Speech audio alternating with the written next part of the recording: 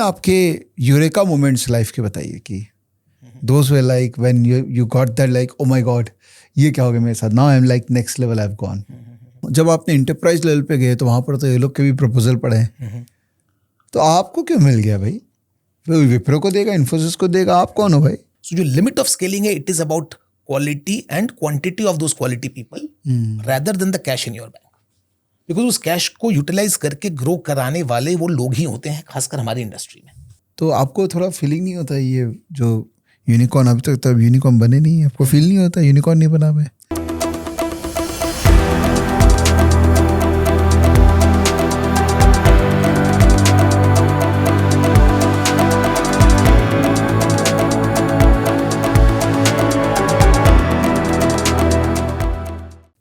दोस्तों इंडिया जो है ना वो बड़ी कंपनीज तो है ही, टाटा, बिरला, है ना, इनके बारे में तो हम सुनते ही हैं, बट भारत जो है वो एमएसएमईज के कारण एग्जिस्ट करता है।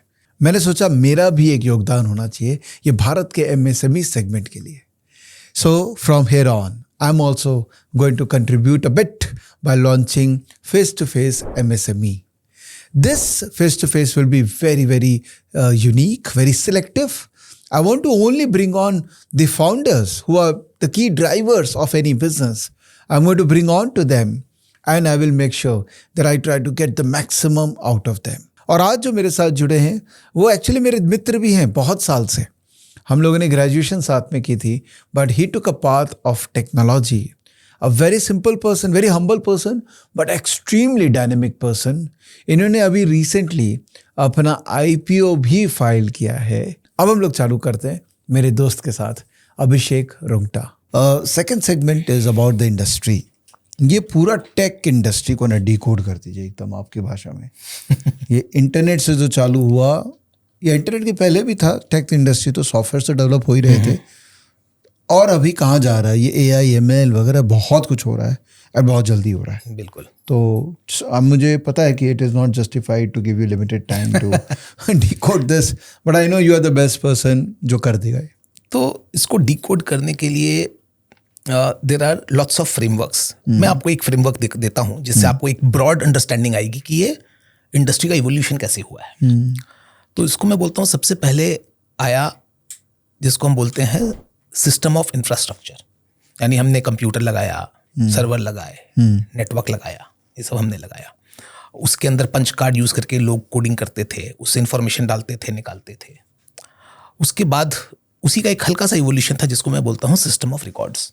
ओके। आपके पास जो भी इंफॉर्मेशन है कंपनी में, क्लाइंट्स की, कंपनी के एम्प्लॉय की, पेरोल की, ये सारी इंफॉर्मेशन आप सिस्टम में डालते हैं और जब ज़रूरत होता है उसको रिट्रीव करते हैं और उसके ऊपर छोटी मोटी प्रोसेसिंग करते हैं। ये हो गया सिस्टम ऑफ रिकॉर्ड्स।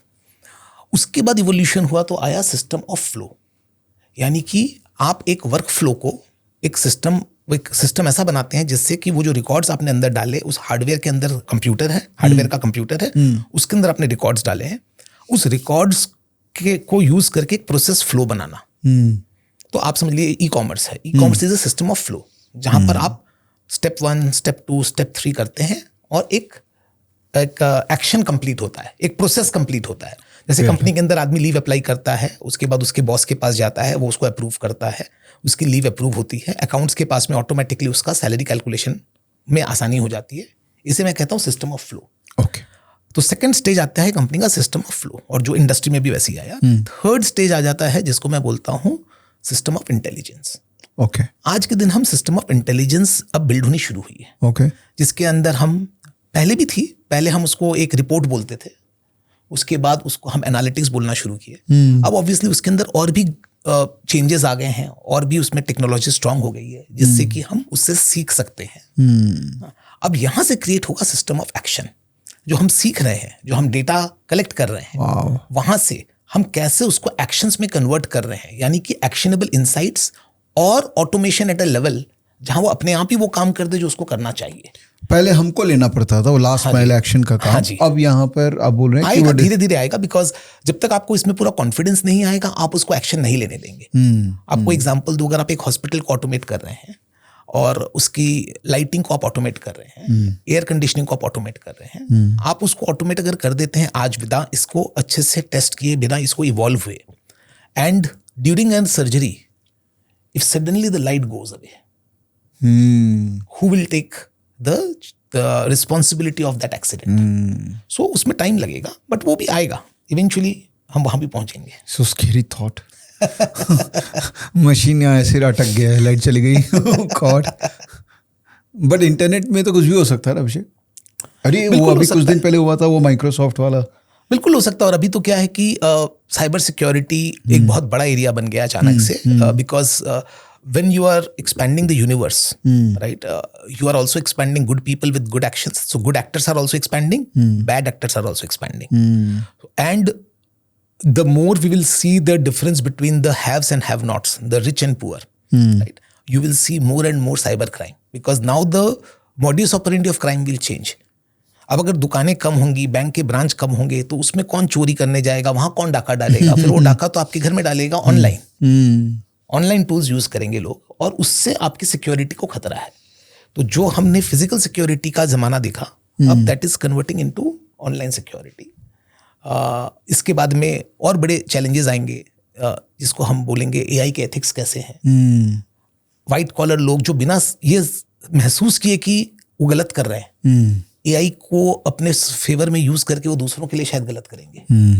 तो लीगली शायद सही होगा, बट एथिकली शायद गलत होगा. तो ये एक, आप जैसे बात कर रही थी किधर जा रही है दुनिया, तो मैं उसका तरफ आपको एक डायरेक्शन दिखा रहा हूँ कि अच्छा भी होगा और उसमें चैलेंजेस भी होंगे.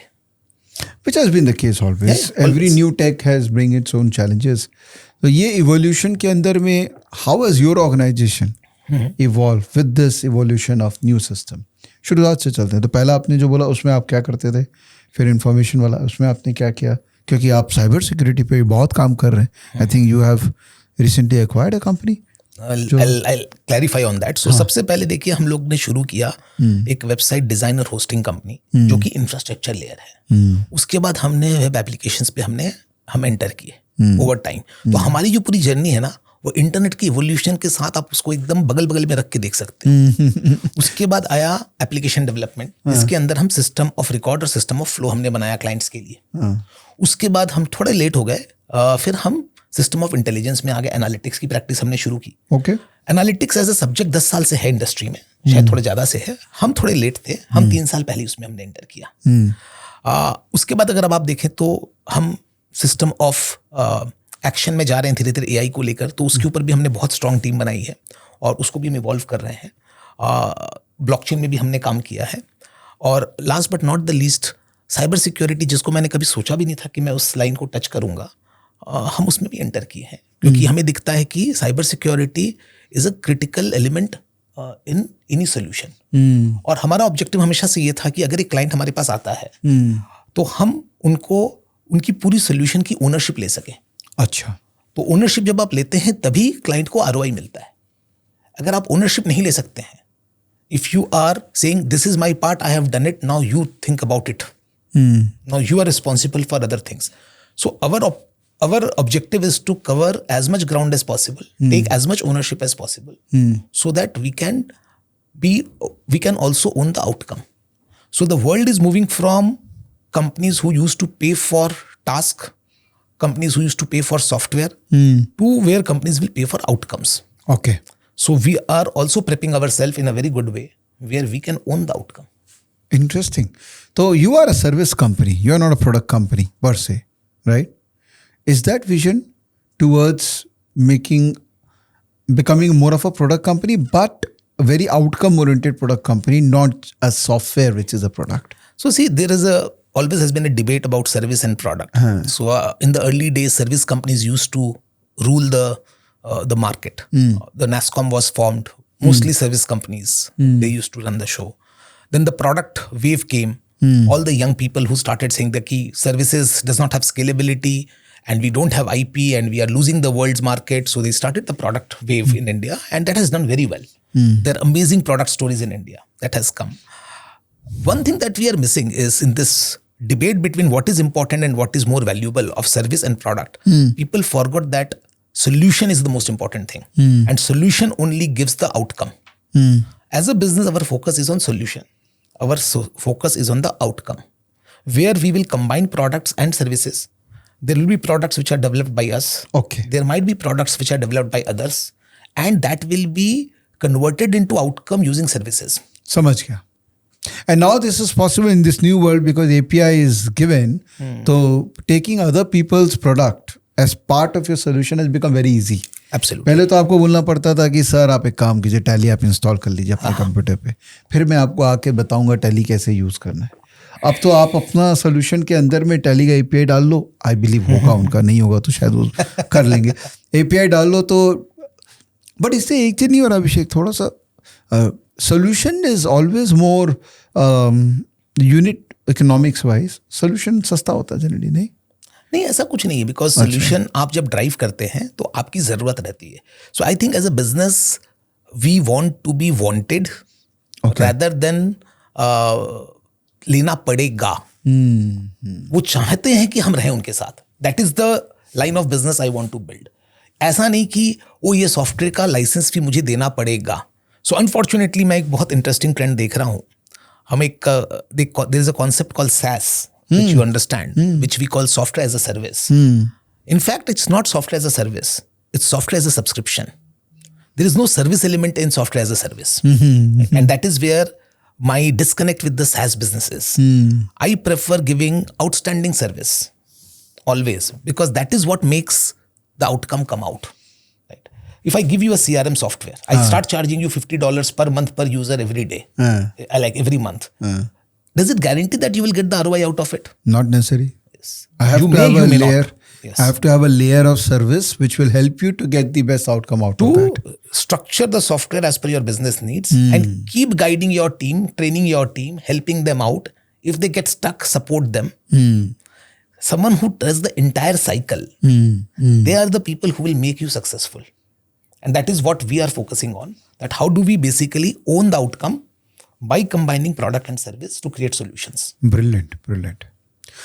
So I want to continue with this industry discussion with you. And मैं recent से biased में हूँ क्योंकि इन दिनों मैं AI और ML बहुत ज़्यादा पढ़ रहा हूँ, बहुत वीडियो देख रहा हूँ. तो pardon me if I'm started sounding very cynical about the world.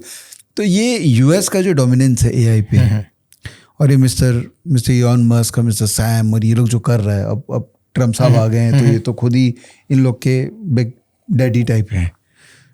और इंडिया में अभी भी अपरेंटली दिखता नहीं है कि एआई के अंदर में किसी ने कुछ कमाल काम किया है.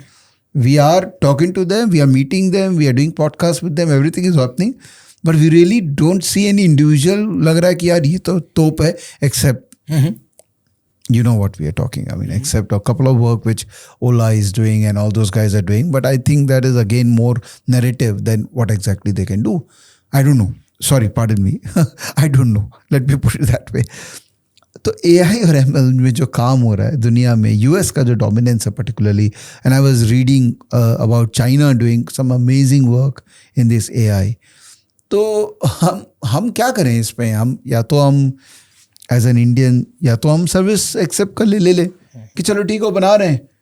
एक सिंपल रॉ एग्जांपल है, ChatGPT बन गया, उसका API ले लो और यूज़ करो, सोल्यूशन की तरफ दिमाग लगाओ. क्यों तुमको री इन्वेंट करना है व्हील, जब वो लोग कर रहे हैं और उनके पास कैपेबिलिटी ज़्यादा है करने की. कि टॉप टैलेंट दुनिया का वहाँ जाके बैठ जाता है सैन फ्रांसिस्को में, तो वहीं पर ही होगा जो होगा इनोवेशन, नयापन.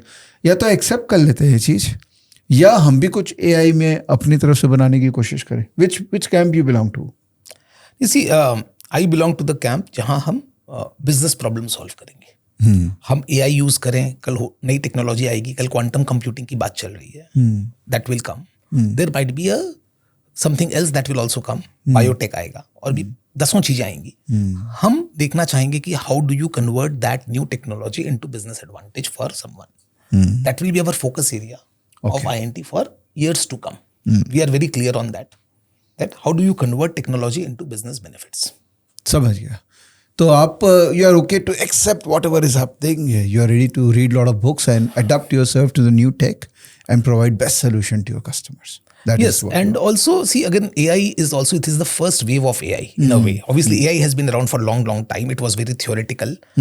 ChatGPT has created the narrative very strongly because for the first time we are seeing the practical use at the user level. So that is why we are talking so much about it, right? So it's not that AI has suddenly come.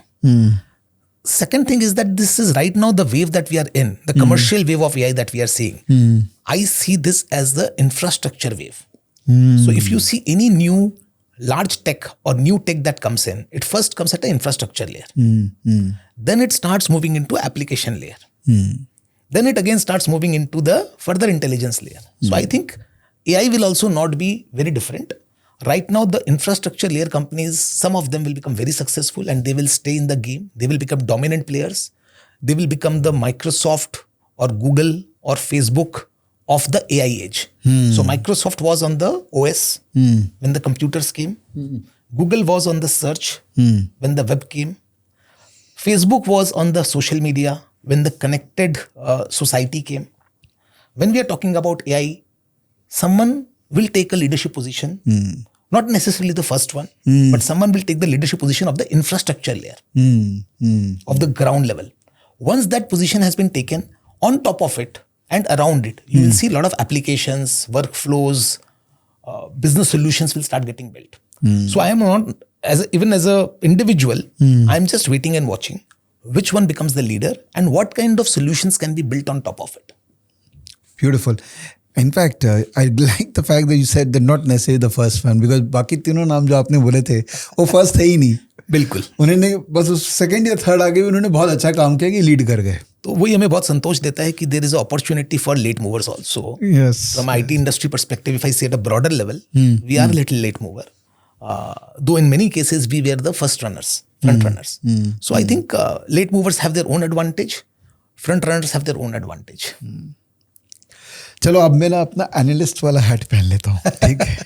अभी क्योंकि आपने IPO filing किया है and you obviously will get listed also very soon, तो अब थोड़ा analyst वाली बातें करता हूँ कि आई मीन नंबर्स तो ऑब्वियसली एवरीवन हैज़ DRHP, तो आप वो देख सकते हैं. एंड प्लीज़ एक डिस्क्लेमर है कि मैंने भी इन्वेस्ट कर रखा है, तो आप लोग बायस मत होइएगा.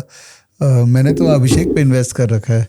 तो आज मैं भी इनके साथ बैठ के इनका बिजनेस समझता हूँ. चलो, तो अभिषेक अभी आपके बिजनेस के अंदर में ड्राइवर क्या है?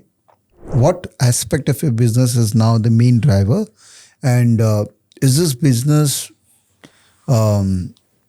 Too much dependent upon few customers or to you? Okay. So neither the business is dependent on few customers, nor it is dependent on me. And to be more confident about it, last year I literally ran the business sitting out of business to a great extent, just to experiment that and learn where we might go wrong or where we have to learn more. So today the business is run by a very good management team. Of course, I lead from the front. I like to be in action. I like to be an operator.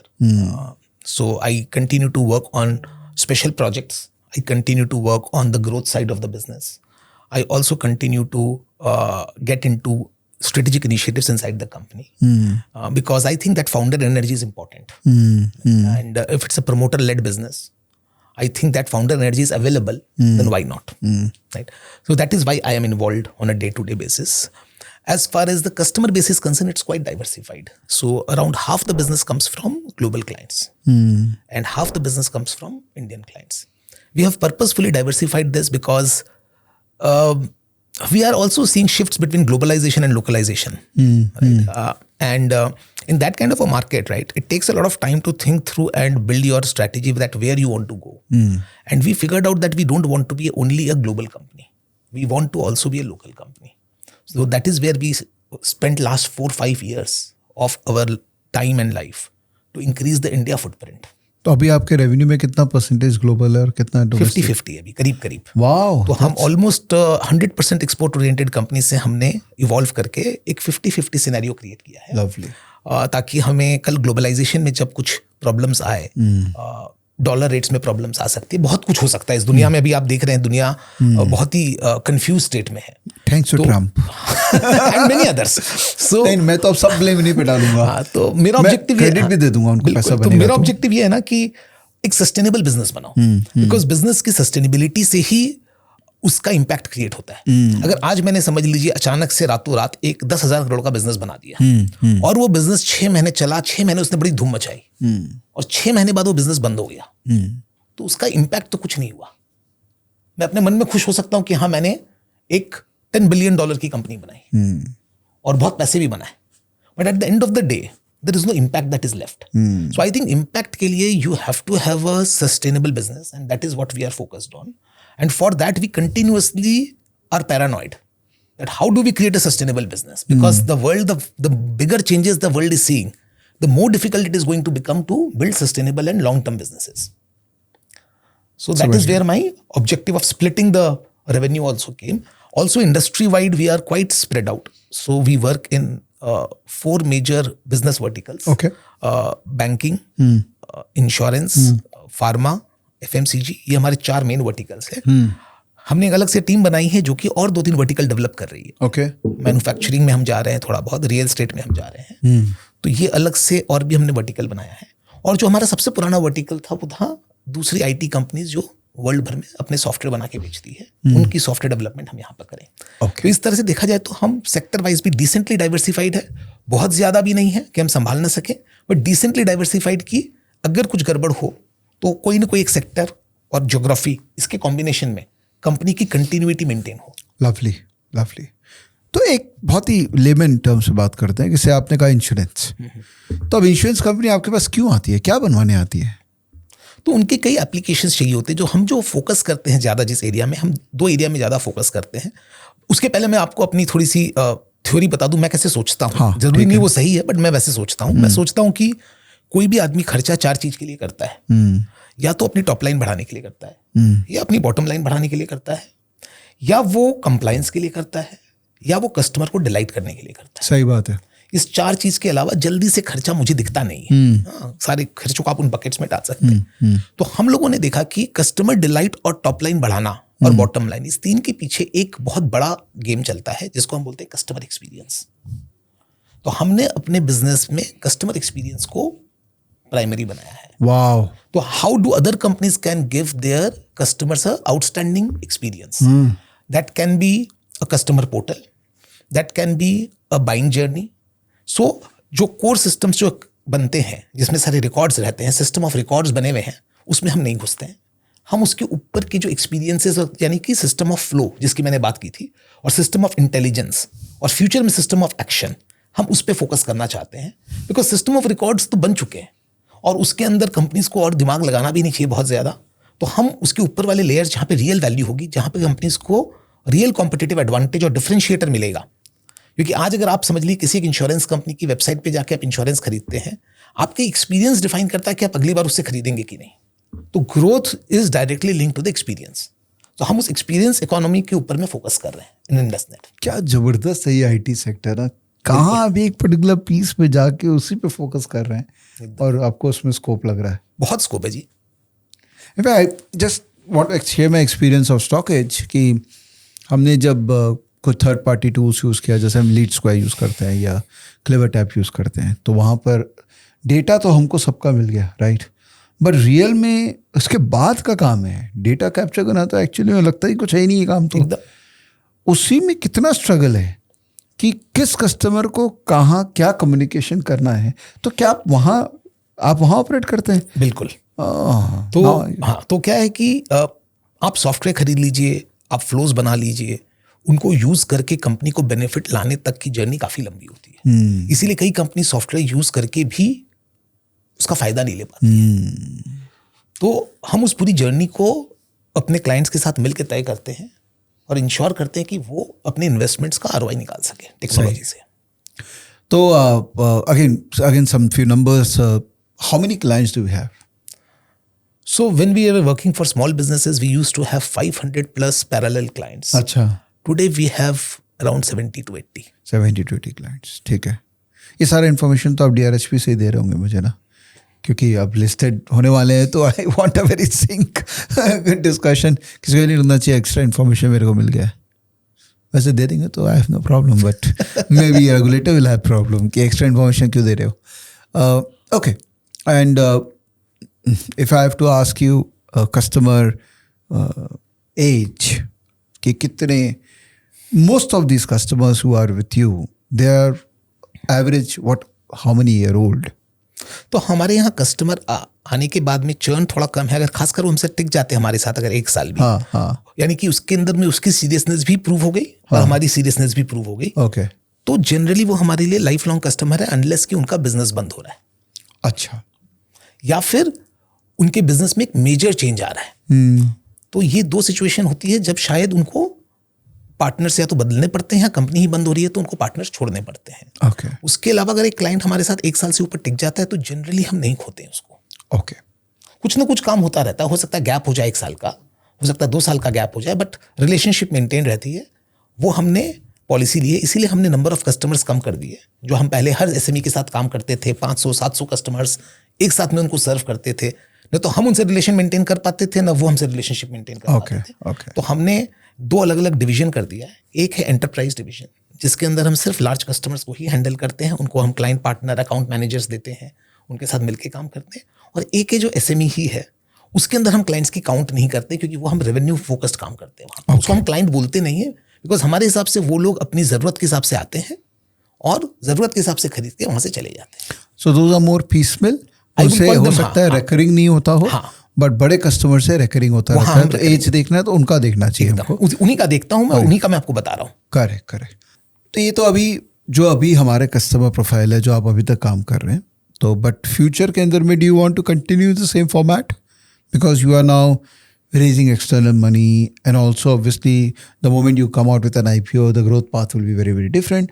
तो कुछ और सोच रखा है future के बारे में? नहीं, बिल्कुल बहुत कुछ सोच रखा है और काफ़ी बड़ी जिम्मेदारी है, रिस्पॉन्सिबिलिटी है। मतलब आप फाइनेंस लाइन से है, कई लोग फाइनेंस में IPO को एग्जिट स्ट्रैटेजी बोलते हैं। मैं उसको एंट्री स्ट्रैटेजी मानता हूँ, क्योंकि आप एक पब्लिक लाइफ में एंटर कर रहे हैं, इनफैक्ट आपकी रिस्पॉन्सिबिलिटी बढ़ जाती है। सो हम लोगों की 3-4 इंपॉर्टेंट एरियाज है जहाँ हम फोकस करने वाले हैं।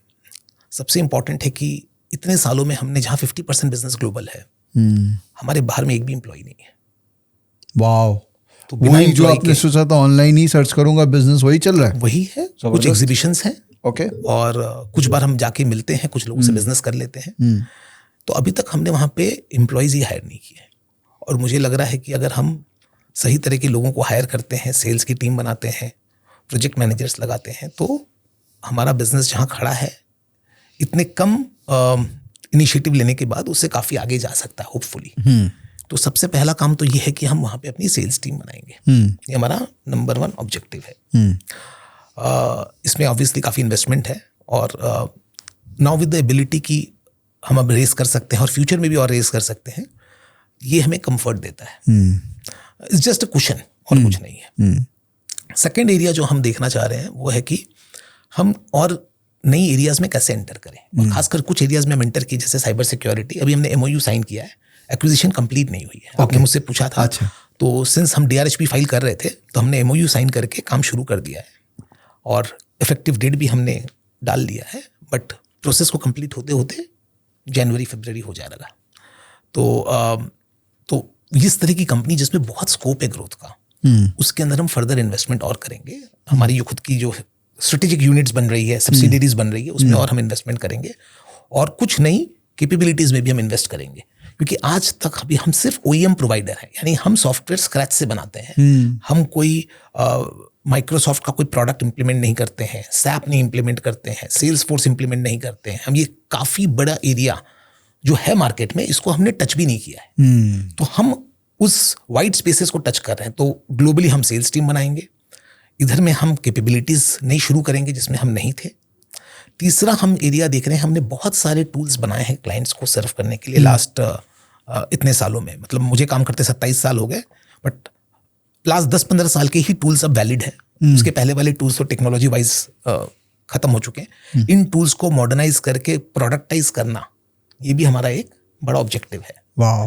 तो ये 3 बड़े ऑब्जेक्टिव के साथ में मैं आगे बढ़ने की कोशिश कर रहा हूँ, और मुझे लग रहा है ये तीनों ही ऑब्जेक्टिव कहीं ना कहीं हमें सही डायरेक्शन में लेके जाएगा। तो एक तरफ हम डिस्ट्रीब्यूशन बना रहे हैं, एक तरफ हम नई कैपेबिलिटी बना रहे हैं, और एक तरफ हम और अच्छे लोगों को अपने साथ एसोसिएट कर रहे हैं। सही है. I think it makes lot of sense of what you are doing, और मैं बहुत कॉन्फिडेंट हूँ. आप सोच लेंगे तो आप कर ही लेंगे वो चीज़. चलिए, थैंक यू. कोशिश रहेगी. Abhishek, there are certain more aspects which I want to talk to you about. Particularly, I have seen you in a very different avatar couple of years ago. Now you're in a very different avatar in terms of your personality, your health. तो कुछ उन पे बातचीत करेंगे, but थोड़ा setup change करते हैं. चलिए. हाँ, ये बहुत. तो will go to some other location जहाँ पर अभिषेक के साथ टीटी खेलते हैं, कुछ बात करते हैं. तो बिजनेस डिस्कशन यहीं तक रखते हैं. And we'll talk about few more things which will give us more idea about you as a personality, as a character, and maybe will give more confidence to our potential investors who like to invest in you in future. So चलते दूसरे. Sure. अभिषेक, इस video में ना, while I beat you in this game, I want to talk about culture. ठीक है. Sure. अरे यार, ये ऑर्गेनाइजेशन में तुम कल्चर जो बिल्ड कर रहा है, I have seen your organisation. Office बहुत प्यारा ऑफिस है. हाँ जी. और मोर देन एनीथिंग एल्स मुझे ना इंटरेस्टिंग क्या लग रहा है कि यूथ, यंग, एवरेज एज क्या है आप लोगों की? अभी हमारी एवरेज एज 30 के ऊपर है. 30 के ऊपर है. हाँ जी, करीब 32 है. यहाँ तो लोग 25-26 के लग रहे हैं. क्या सभी फिट है क्या? नहीं, हम लोग काफी कोशिश कर रहे हैं कि और यंगर करें कंपनी को. अच्छा. क्योंकि as a tech company specially हम जिस जमाने का काम कर रहे हैं, हाँ. वहां पर एक्सपीरियंस कई बार लाइबिलिटी बन सकती है. हाँ. तो हम कोशिश ये कर रहे हैं कि हम कैसे कंपनी को और यंग रखें. हाँ. हाँ. और यंग लोगों को हम लीडरशिप पोजीशंस दें. हाँ. ताकि वो आज चलने वाली टेक्नोलॉजी पे ज्यादा काम कर सके. तो इसीलिए आप भी यंग हो रहे हो. बिल्कुल कोशिश है. You changing.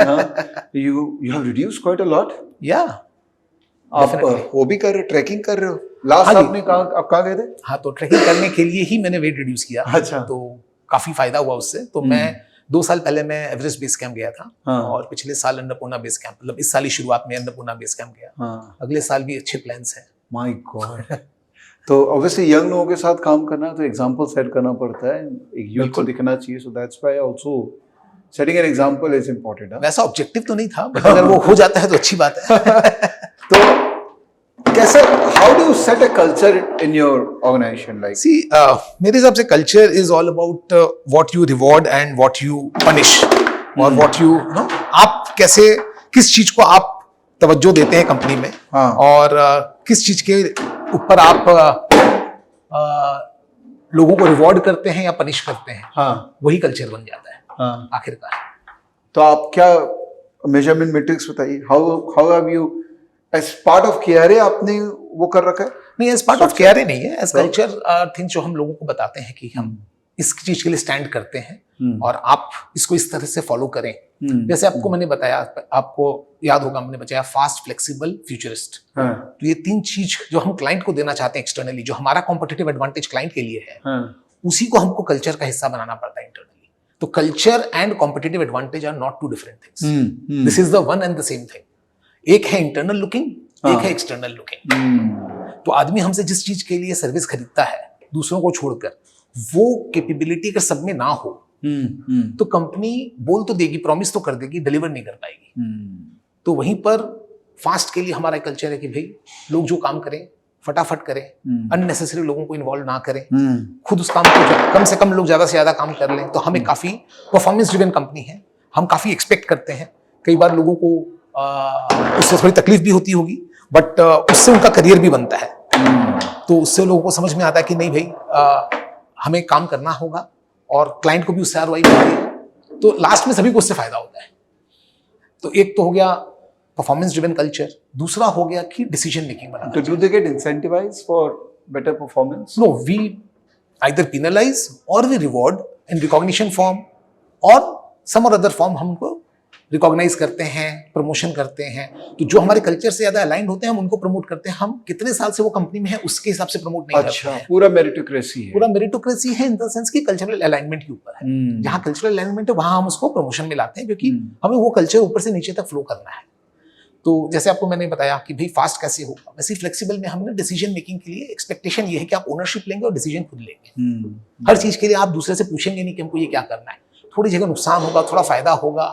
आज मैं भी डिसीजन लूंगा तो गलत हो सकता है, कोई भी डिसीजन लेगा तो गलत हो सकता है. जैसे अपने बात कर रहे थे, काफी बड़ा हिस्सा लक का होता है हर चीज में.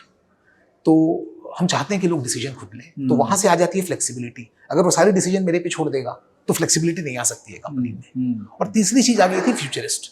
तो हमारी टीम के अंदर में लोगों को नई चीजों को कंटिन्यूअस सीखना पड़ता है। अगर कोई नहीं सीख रहा है तो वो हमारे साथ नहीं रह सकता है।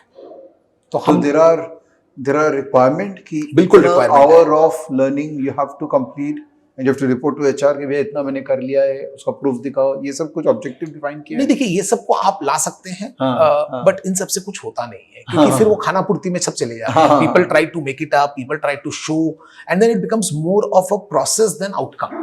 तो क्या है ना कि the process should be the means to achieve the outcome. The outcome अगर हम खो दें और सारे प्रोसेस फॉलो कर लें तो कुछ नहीं होना है। सो हमारा ऑब्जेक्टिव यही रहता है कि लोग क्या नया सीखे और हमारे को दिखाए वो काम करके। तो हमने बोला ये स्किल गैदर करो। अब वो स्किल वो काम करते करते गैदर करे, बुक पढ़ के गैदर करे, ऑनलाइन से गैदर करे। तो हम अनलिमिटेड एजुकेशन का हम लोगों को रिइंबर्समेंट्स भी देते हैं। अच्छा, आपको जो पढ़ना है आप पढ़ो, जो सीखना है सीखो, as long as that is aligned with your role and the objective of the company. उसका जो रिइंबर्समेंट होगा सीखने का वो हम करेंगे आपको। सही है, इंटरेस्टिंग। आपका कि कलकत्ता में है, बंगाल में है, तो हाँ लोगों जी। का एक परसेप्शन है बंगाल का कल्चर तो ऐसे ही है, लोग यहाँ ढीले हैं, काम नहीं करते हैं।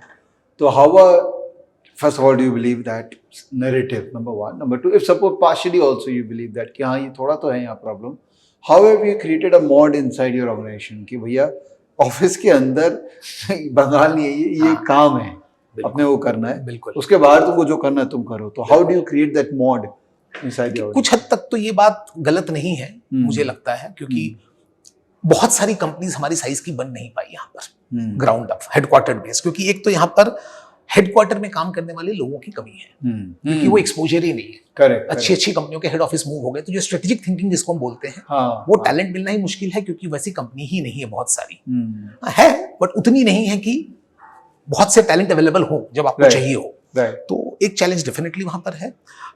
मगर सिर्फ पूरा दोष एक स्टेट को दे देना या वहां के लोगों को दे देना भी गलत है। मुझे लगता है लोगों में कैपेबिलिटी है, आपको उसको मोल्ड करना पड़ेगा। शायद आपको टाइम ज्यादा लगे लोगों को मोल्ड करने में, बट मोल्ड होते हैं। और मोल्ड होते हैं डिपेंड करता है कि टॉप मैनेजमेंट का कल्चर क्या है। तो कल्चर आप अगर बिल्ड नहीं करेंगे तो लोकल कल्चर सीप इन कर जाएगा कंपनी में। बट आप अगर कल्चर बिल्ड कर रहे हैं तो आपको क्या कल्चर लोकल में है उससे ज्यादा फर्क नहीं पड़ता है, बिकॉज फिर वो आपकी बात सुन रहे हैं, लोग आपके हिसाब से काम कर रहे हैं। तो आपको कल्चर बिल्ड करना पड़ेगा, चाहे कलकत्ता हो, चाहे मुंबई हो, चाहे हैदराबाद हो, चाहे बैंगलोर हो।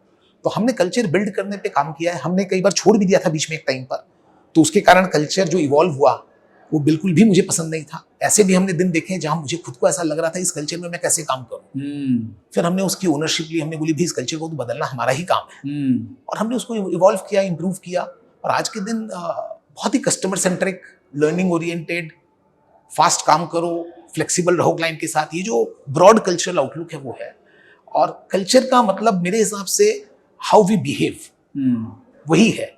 जो अभी इस गेम्स रूम देख रहे हो, ये गेम्स रूम तो बने हमें 4 महीने हुए हैं, इसके पहले भी लोग वैसे ही कमिटेड थे। इससे हमने थोड़ा एंटरटेनमेंट फैक्टर ऐड कर दिया। तो ये कल्चर नहीं है, एक टेबल टेनिस बोर्ड लगाना कल्चर नहीं है। कल्चर ये है कि आदमी अपनी कंपनी में काम करने का क्या लॉजिक से वो काम करता है, किस अप्रोच से वो काम करता है, वो कल्चर है। और वो अपने चारों तरफ लोगों को देख के ही उसमें इम्बाइब होता है कि हाँ यहाँ तो ऐसे काम होता है। ये मैंने मतलब माना है, ये मैं मानता हूँ कि इनफैक्ट बंगाल के लोग are very adaptive if you give them a right framework. बिल्कुल, क्योंकि बहुत रॉ है ना, तो अगर आप उनको एक ढांचे में डाल दोगे ना तो वो उस ढांचे में बहुत सिंसियरली काम करते रहेंगे। एकदम। प्रॉब्लम है कि हम उनसे एक्सपेक्ट बहुत करने लग जाते हैं। हाँ। तुम खुद इंटरप्राइजिंग होगा, तुम क्यों नहीं करता ये चीज, बोले मैं, मेरे को आप बता दीजिए क्या करना है मैं कर लूंगा। That is typical Bengal. एकदम। तो आपको उसको स्ट्रक्चर करना पड़ेगा। आप अगर उसमें मेहनत नहीं करेंगे और उसको दोष देंगे तो काम नहीं होगा। हमने यहाँ पर ही कंपनी बनाई जो कि इंडिया में अच्छी अच्छी कंपनियों को हमने प्रोजेक्ट्स में टक्कर दी है। जहाँ आप ऐसा प्रोडक्ट लो, माई गव जैसा, जिसके अंदर में शायद इंडिया की सारी कंपनी काम करना चाहती थी। जब प्राइम मिनिस्टर मोदी आए, उन्होंने माई गव बोल के ऐप लॉन्च किया, तो उस कॉन्ट्रैक्ट को भी हासिल करना बोलो आप, चाहे कुछ भी बोलो, हर जगह हमारी टीम ने आउट ऑफ द वे जाके डील्स भी हासिल की, उसको डिलीवर भी किया। उतने कॉम्प्लेक्स प्रोजेक्ट को हमारी टीम ने 3 से 3.5 महीने के अंदर डिलीवर किया। तो उस तरह का काम हम कर रहे हैं और वो कल्चर उसी से बिल्ड होता है। और जब लोग अपने आसपास लोगों को मेहनत करते देखते हैं तो उनके अंदर भी मेहनत की इच्छा आती है। कोई भी आदमी बाय डिफॉल्ट आलसी नहीं होता है। अगर आप उसको काम ही नहीं देंगे, वो हर तरफ आलस दिखेगा और देखेगा आलस की कोई पनिशमेंट नहीं है और मेहनत करने का रिवॉर्ड नहीं है, तो आलसी होगा। एक और एस्पेक्ट मैं आपसे बात करूं, and probably this will be the last aspect of our discussion, mental strength. How do you get yourself going, mental strength? But will for that will go to your thinking room जो आपने अपने लिए बना रखा है. Will go there and will discuss how are you creating a mental acumen for yourself. Absolutely. तो हम लोग अभिषेक आपके थिंकिंग रूम में है, इसलिए मैं एकदम आस्ते आस्ते बात करूँ. बट यहाँ तो बहुत अच्छा आपने एनवायरनमेंट क्रिएट कर रखा है थिंकिंग के लिए. ऑब्वियसली जहाँ थिंकिंग की बात होती है वहाँ पर बुक्स तो होते ही हैं, तो इस फ्रेम में शायद बुक्स नहीं दिख रहा होगा, but all the everywhere there are books which helps you to think. So let's talk about your mental buildup. बिल्कुल. कि कैसे अपने आप को आप काम रखते हैं, कूल रखते हैं, कैसे सोचते रहते हैं, what do you do, what are the activities you do? देखिए, बहुत ज़्यादा तो नहीं है, मैं बुक्स बहुत पढ़ना चाहता हूँ, बिकॉज जब मैंने काम शुरू किया था सो गाइडेंस वगैरह तो ज़्यादा अवेलेबल था नहीं, क्योंकि हमारे फैमिली में भी किसी ने टेक्नोलॉजी का बिजनेस नहीं किया आसपास में. प्लस कैलकाटा टेक्नोलॉजिकली जाना नहीं जाता है, हेड ऑफिस है नहीं यहाँ ज़्यादा, तो आपको गाइड कौन करेगा? तो मैंने वो गाइडेंस बुक से लेना शुरू किया. तो that is where I became very close to books. So I look for answers there and then I apply my critical thinking on top of it to take decisions, to understand things. So obviously books give you an access to the best minds in the world as long as you are open-minded to read, understand and digest that. तो मेरा way of thinking मैं उसको काफ़ी simplify रखना चाहता हूँ और हर वक्त मैं प्रोसेस करके एक सिंपल आउटकम तक लाना चाहता हूँ. इसलिए मैंने अपने मेंटल मॉडल्स बना रखे हैं जिससे मेरी डिसीजन फास्ट होती है. बट अगर कोई बहुत बड़ा डिसीजन लेना होता तो मैं फिर ग्राउंड अप थिंकिंग करता हूँ वहाँ पर कि एकदम अगर पुरानी कोई भी इंफॉर्मेशन नहीं है हमारे पास तो मैं इसको कैसे अप्रोच करता, जिसको हम फर्स्ट प्रिंसिपल थिंकिंग बोलते हैं. बट वो मैं सिर्फ बहुत ही क्रिटिकल एरियाज में ही करना पसंद करता हूँ, बिकॉज नहीं तो आप बहुत स्लो हो जाएंगे. और जहाँ पे हमें फास्ट डिसीजन लेना है और क्रिटिकलिटी कम है वहाँ पे मैं जनरली अपने कुछ मेंटल मॉडल्स बन गए ओवर टाइम. इतने साल से काम करते करते आपको कुछ आप बायसेस भी बोल सकते हैं एक्चुअली इसको, वो भी बिल्ड होते हैं. और मुझे लगता है कुछ कुछ जगह बायसेस राइट है, क्योंकि वो आपको डिसीजन लेने में सहायता करते हैं. एग्जाम्पल दीजिए. तो एग्जाम्पल है जैसे कि आज समझ लीजिए किसी एक लड़के का मैं सीवी देख रहा हूँ रिक्रूट करने के लिए, सेल्स का लड़का है. तो अगर उसकी सीवी के अंदर में हर 8-10 महीने के अंदर अगर चेंज है तो मैं उसको नेगेटिवली देखता हूँ काफ़ी. बिकॉज क्या होता है कि आप जब सेल्स में किसी को हायर करते हैं तो आप 3 से 6 महीना उसको टाइम देते हैं काम करने. और अगर वो लड़के का या लड़की का सीवी में वो हर 8 महीने में चेंज कर रहा है, 10 महीने में चेंज कर रहा है, तो इसका मतलब है इसने वहाँ डिलीवर नहीं किया. डिलीवर नहीं किया इतना इंपॉर्टेंट नहीं है जितना ये कि उसने एफर्ट डाला कि नहीं. तो उससे क्या है, एक नेगेटिव बायस रहता है मेरे माइंड में और वो यूज करना जरूरी है. नहीं तो अगर आप 100% ग्राउंड अप इवैल्यूएशन करेंगे तो आप एक पॉइंट के बियॉन्ड आप नहीं कर पाएंगे. It's very heavy on your mind. तो ये तो आपने एक क्राइटेरिया अपने माइंड में रख लिया कि ये होगा तो मैं नहीं करूँगा. हाँ जी. बट अगर मैं मॉडल की बात करूँ तो it is a set of criteria which you have. बिल्कुल. तो let's again go back to, ये तो डिसीजन मेकिंग मेंटल मॉडल्स आपने डिफाइन कर लिए हैं. But let's go back to your more of how do you build strength inside you, specially when the going is not going tough, not going great, which is almost every day for an entrepreneur. तो सही देखिए, ऐसा क्या है ना वे कि कहीं ना कहीं ये माइंड में हमने अपने सेट कर लिया कि हर कितना भी खराब हो उसके बाद अच्छा होगा. अच्छा. और कितना भी अच्छा हो उसके बाद खराब होगा. ये बैलेंस तो होना ही है, राइट. तो गड़बड़ हो रहा है तो हो रहा है. You have to keep your calm. At times मैं ये नहीं क्लेम करता हूँ कि मैं 100% काम रह जाता हूँ या मुझे स्ट्रेस ही नहीं होता, ऐसा मैं नहीं क्लेम कर रहा हूँ. But I think over time, जिसको हम बोलते हैं चमड़ी मोटी हो जानी, वो हो गया है, जिसके कारण कई चीज़ें अब इफेक्ट नहीं करती है और उसको उसके थ्रू निकलना आसान हो जाता है. और एक चीज़ मैंने ऑब्जर्व किया है और ये मेरे को काफ़ी कंफर्ट देता है कि जो 80-90% जो प्रॉब्लम है ना वो हमारी इमेजिनेशन से है. ये ऐसा होगा तो वैसा होगा, फिर ये होगा तो ये मेरी दिक्कत आएगी. और 80% से 90% प्रॉब्लम्स कभी आती नहीं है. वो हम इमेजिन करके उसमें अपने आप को तकलीफ दे देते हैं. तो यहाँ पर अगर हम उस इमेजिनेशन को थोड़ा कम करें और अगर जो बहुत ही स्ट्रॉन्ग पॉइंट्स है जिसकी प्रोबेबिलिटी बहुत हाई है उसकी अगर हम बेसिक तैयारी कर लें सिर्फ सोच में, तो मेरे ख्याल से वो काफ़ी है आपको कूल काम रखने के लिए. Last but not the least, आपका ऑब्जेक्टिव क्या है. अगर आपका ऑब्जेक्टिव कंटिन्यूअसली सिर्फ पैसे बनाना है तो मेरे ख्याल से आप काफी स्ट्रेस में रहेंगे। अगर आपका ऑब्जेक्टिव इम्पैक्ट क्रिएट करना है तो आप अलग अलग रास्तों से उस जगह तक पहुंचने का रास्ता खोजेंगे। अगर एक रास्ता बंद होगा तो आप दूसरी जगह से जाएंगे, ठीक है। और money will be a by product for sure, that will not stay out, because अगर आप कुछ अच्छा कर रहे हैं तो कहीं वैल्यू क्रिएशन हो रहा है, जहां वैल्यू क्रिएशन होगा उसका एक हिस्सा आपको जरूर मिलेगा। Fantastic. So Abhishek, it was amazing interacting with you and एक जो जर्नी में मैं तो जानता हूँ खराब की आपकी जर्नी को, but today also I also got lot of insights about you and I was a fan earlier, तो अभी भी मैं और फैन बन गया, इसी बन गया। It was pleasure talking to you. मजा आया तुमसे बात करके and best of luck for your IPO, best of luck for your future journey, और ऐसे ही आप वैल्यू ऐड करते रहिए, वैल्यूएशन तो हो ही जाएगा। बिल्कुल जी, बिल्कुल। वैल्यूएशन की ना तो चिंता है ना उसकी कोई खास टेंशन है। Thank you so much. Thank you. This is it. This is about Abhishek Rungta and his company IndusNet. मैं एक डिस्क्लेमर दे देता हूँ कि I am invested in his company. I feel he will do wonderful good job. Please अपना investment criteria खुद बनाओ, करना है करो, नहीं करना मत करो. I have no commercial interest apart from the fact that I am invested in his company. I hope आपको पसंद आया होगा। ऐसे ही कोशिश करूँगा और अच्छे entrepreneurs जो मुझे लगता है कि लॉन्ग टर्म वैल्यू क्रिएट कर सकते हैं उनसे मुलाकात करूँ और आपके सामने इनके बारे में लेके आऊँ और इंस्पायर हो जाऊँ। थैंक यू वीडियो देखने के लिए। If you like it please do right on the comment because you have stayed till the end. Yes I like it. जितना आप लिखेंगे उतना मुझे मोटिवेशन होगा कि I will invest more time in these kind of videos. चलिए धन्यवाद दोस्तों, ध्यान रखिएगा अपना। जय Hind.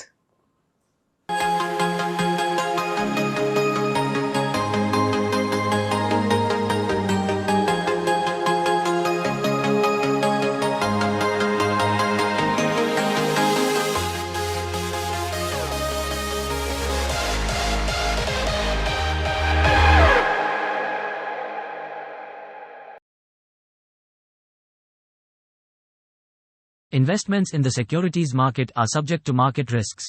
Read all the related documents carefully before investing.